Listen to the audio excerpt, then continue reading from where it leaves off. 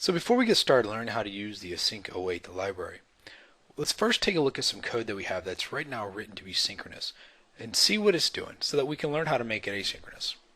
I have a very simple console application where in my main I have a while loop and a read statement and then a switch line. This is basically allowing me to enter in different values in order to run it both synchronously and asynchronously. I've got a call here called goSync and it will do some logic. It basically creates an instance of my service class. This service class is a little class that pretends to make a web service call. For our demo, this makes perfect sense. Inside of my get articles, I have it do some sleeping that's kind of mimic network latency. I have it querying a repository to gather some data, pretend this is the actual web service call, and it simply returns my articles. It's a very straightforward application. In order to get the async await keyword to work, in order to make this asynchronous, I need to do a couple things. The first thing I need to do is install the async await CTP, and I can do this via NuGet, and you'll see it installed successfully. And after it's installed, if I go over to my solution manager, I'll see that I have a new reference called Async CTP. In order to make this actually work, let's first learn how it works synchronously. Little command line app, if I hit the S for synchronous, it will run and it will output 4 lines. Before the call, finish calling, after call, found 166. And then it tells me I'm finished running my logic, do I want to go again? Now that we've seen it run synchronously, how do we make it run asynchronously? First thing we do is let's create a method here called goAsync. We're going to take my sync call, we're going to copy paste, make this async.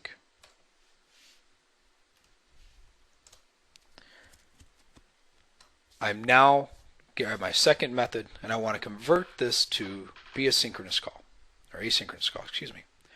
First thing I want to do is I want to use the async keyword that's part of the CTP. Now I type that in, you'll see it's red. Normally red means that it's got a compile issue.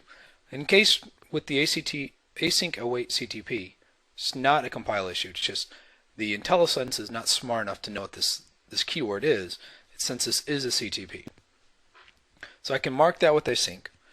I'm now going to create a second method here called getArticlesAsync. And because this is going to be an async method, I'm going to prefix it with async. That's a good naming convention to follow when building asynchronous libraries. That way the caller knows that the logic you're about to implement is asynchronous and that you can expect it to run asynchronous.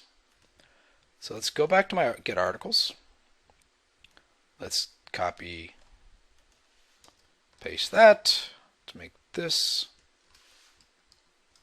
async. So now we have no compile issues, but now I need to go ahead and I need to mark this as an async method as well. Same thing as we did a minute ago. I'm going to take this code. Right now I'm just going to cut it because I'm going to want this in a second. In order to utilize the async await CTP, in order to make things run asynchronously, I need to use a extension method called taskx. So what I'm going to do is I'm going to say return taskx.run. I'm going to mark this as the list of article model. You'll notice I got a couple squigglies. But what I also need to do is come up here and change this to be task of list.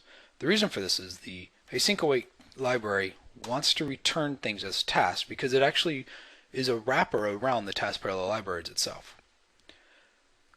The reason I have this is because it is expecting a function. So let's go ahead and make it a function. Now I'm going to paste that code I copied just a minute ago. And instead of using thread.sleep, I'm actually going to use a built-in delay mechanism that's built into the CTP.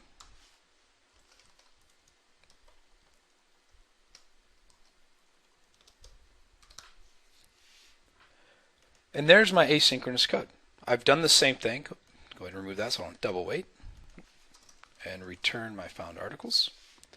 But you'll notice I'm getting a couple more squigglies. The reason for that is I need to use another keyword. I need to use the await keyword. The await keyword will tell the compiler that I'm expecting an asynchronous call right here to come back. So I've now got my async await stuff ready and rolling to see if it compiles. Does not compile. Why does it not compile? The reason it doesn't compile is actually a false error. It's trying to give me an error on this count. But what's really happening is I need to mark this line of code with the await. Again, this await keyword is going to instruct the compiler to say, hey, write the logic needed so that when this line of code is called, it's now an asynchronous call. So let's try recompiling this again. It recompiled successfully. So if I run my app again, let's run it synchronously. You'll see the order in which they're called. Now if I run this asynchronously, hopefully things will happen a little bit differently. And they did. The thing that changed is this last line here, second line in the async, last line in the synchronous, is called second. Before calling finished, now it's finished grabbing, now it's returned, it's found the articles. The reason these are in different order is because with the async await CTP and with the framework, I'm actually able to make the await call and immediately return processing to the caller of my async method. So let's walk through how this actually works. When I call my async, because I had to mark it as async, the library will tell the compiler how to wire things up. But what happens is as soon as it makes this call, comes in here, it finds my first await, it immediately returns command or processing to the caller of this method, which is why I'm able to get to this console write line prior to any other statements. We then go into our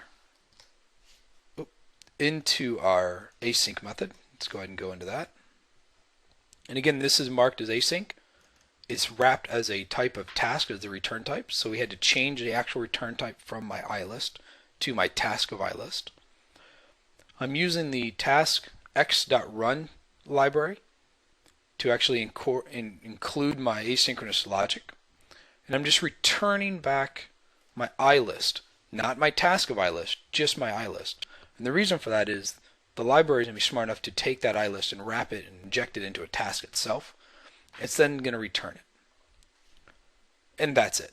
You can see that taking code that's meant to be synchronous, making it asynchronous with this await CTP is very simple.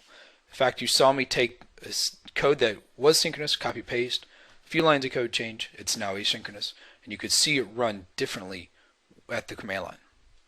So I hope you learned something, and until next time.